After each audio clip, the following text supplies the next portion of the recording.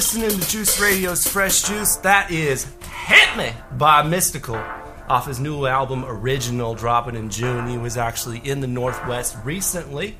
My name's D Money. You can follow me on Twitter at DMoneyJuice. We got a special guest in the building, the very sexy Blakk Soul, baby. What's up, man? Man, how you doing? Doing pretty good, man. Man, you were definitely feeling that sexy intro. Oh, man, what's up, man? Yeah, man, I appreciate it. Yeah, definitely. And something interesting about you that I found out, you do these R&B cover videos, though. So I found that kind of interesting on your YouTube, right? Yes. Which one's your favorite that you've done? The favorite that I've done? I'm actually just getting back into it. I used to do it a couple years back when I was in college. I was like, something I did for fun. Yeah. And now I'm actually just trying to get back to it. I think my favorite one I've done most recently is the Fall For Your Type. Fall For Your Type. Okay, that's a good one right there. That's Jamie Foxx, right? Yeah. That's cool. You've worked with Tha Bizness, right? You worked on with Freak You off of Lost in Translation. Yes. How'd you hook up with those guys? Man, the first person I met was Cuddy Fresh. Yeah. And I was actually out in Seattle singing at the Fair Gallery. Mm-hmm. And at the time, the band that used to have gigs there on Sundays had invited me to come out and do some open mic nights with them. Yeah. So I've been doing them for a couple weeks. And one night I happened to see, Cuddy and his partners walk in, and I was like, I remembered his face from the pictures with Tha Bizness. So I leaned over to the piano player and I was like, is that who I think it is? And he was like, yeah. So at that point, I'm singing my heart out now. Right, trying to impress them. Right, they're in the building. So, I got to go up and talk to them upstairs. We sat down. Cuddy was a real down-to-earth person. Which kind of surprised me, because you figure somebody that's got like a resume like they got, you would think, right, they wouldn't be too approachable. But yeah, he was. And J-Hen are very approachable. So after that, like I hadn't heard too much more from him for like another 4 or 5 months, and then I got a message from Rich Brown, which is Cuddy's manager, telling me that they wanted me to come to a meeting about songwriting with the Art Music Group. Okay. So, of course, I was ecstatic. Yeah, right. That's an artist's dream right there. Whenever you guys want me to meet, I'm there. So, at the time, Eclipse, who's now just Parker from the Parker Brothers, was working on his project, and they had sent me some songs. They told me they wanted to see what I could do to them hook-wise. So once again, I'm back singing my heart out. Trying to make sure I send them the best thing I can send possible. And, they loved it. And after that, we've kind of just been rocking since. No. How was it like being in the studio with them for the song, the recording? Well, the actual Freak You joint, we weren't in the studio. Oh, okay. J-Hen was actually out here, and we were going through like his catalog of stuff that, I could use for a single. Right. And another experience about that, which is crazy. So we're going through his catalog of beats, and it's so crazy to me hearing all the beats or the instrumentals that you hear that are actual songs on the radio, like the hits. Yeah. Like we're hearing the Chris Browns, I'm hearing the Robin Dicks. Right. I'm just thinking to myself, like, you really did make all of those. Yeah, he did, didn't he? Right. So then, I finally was able to select one that I liked, and then, I kind of just went from there and recorded. Yeah. All right, well, you also mentioned the Arcs Architects. That's actually Cuddy's label, right?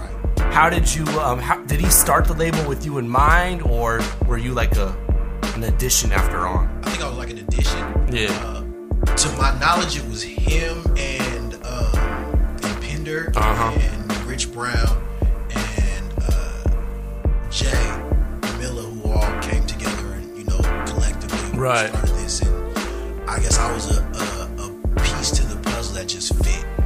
So the R&B hook person, right? So I wasn't mad at all. Yeah, right. They're good people. Yeah. And mainly, what I look for is, as far as people I work with, people that are trustworthy, people that kind of stick to their word. It's hard to do business with somebody that you don't trust. Exactly. Yeah, man, we kind of just, we work well. Right. right, dope. Well, actually, we have the fan question up next. This is from Jimmy of Seattle. He wants to know any projects or events you have coming up. I have a show with the Parker Brothers at the Gorilla in Renton on the 21st. Okay. My next project I've been tweeting a lot about is called No Love Lost. It's actually a soul tape. You right? I have a video that's going to be dropping my second single from that project called POV. POV, point of view? Point of view. Okay. Just like you. So that's going to be it's the sound of that is going to be definitely different from everything that I've put out so far. So I'm actually excited to release that. Yeah, and we were actually chopping it up a little bit before the interview that your direction on this tape coming up here is that you're going to be different from what people expect from Lost in Translation. Definitely. So, of course, it was all R&B slow jams for Lost in Translation. The soul tape is really going to be more of who Blakk Soul is as a person and what he goes through on a daily basis as far as, the struggles with, everyday life. Yeah. Evident by the video that I released, that's a small piece to the puzzle, but it's going to be more of that type of music. That's dope right there. Before we get to playing your joint right here, I heard that you met Musiq Soulchild. What's that guy like? I didn't get to meet him, but I spoke with him on the phone. Oh, okay. And it was crazy because Cuddy was working on some music with him. Yeah. And, he knows how much of a fan I am of Musiq Soulchild. And I happened to actually be at work. And the thing about Cuddy is Cuddy never leaves voicemails. I've heard of this, though. I've heard of that. He never leaves voicemails when he calls. So I had stepped away from my desk and I left my phone at my desk. Yeah. And when I came back, I saw that he had called, but I also saw it was a voicemail. So I'm thinking, he left a voicemail. Right. Okay. And the voicemail it says, I usually don't leave voicemails, but I'm pretty sure this is a call that you didn't want to miss. So now I don't know what's going on. I'm excited. I don't know what the news is. But the last thing I was thinking about was that it would be a call from Musiq Soulchild. Yeah. I called him back, and I'm like, what's going on? And he was like, this guy wants to speak to himself. And I was like, who wants to speak to me himself? And then he gets on the phone and he was like, Blakk Soul, this is Musiq Soulchild. Just like that. Yeah. You thought somebody was doing a voice, though. I didn't think it was real life at first, but then I could hear the tone of his voice. I said, this really is him? I was a little excited, man. I'm not gonna lie, I definitely was excited. Oh, man. But yeah, it was pretty cool, man. He gave me some encouraging words. He had heard some of the other projects and songs that I've been working on. Yeah. And he told me that he really thought they were dope. So any advice? Just to stay steadfast, man. It's really a marathon, not a sprint. Right. You kind of gotta stay hard working and stay trying to better yourself, stay trying to perfect your craft, and continue to put stuff out there because it's all about the right people. Right. Hearing your stuff. Exactly. So speaking of the right people or the right music, we gotta play this new single from you called Fly from the Soul Tape. Don't get lost. Alright, here we go.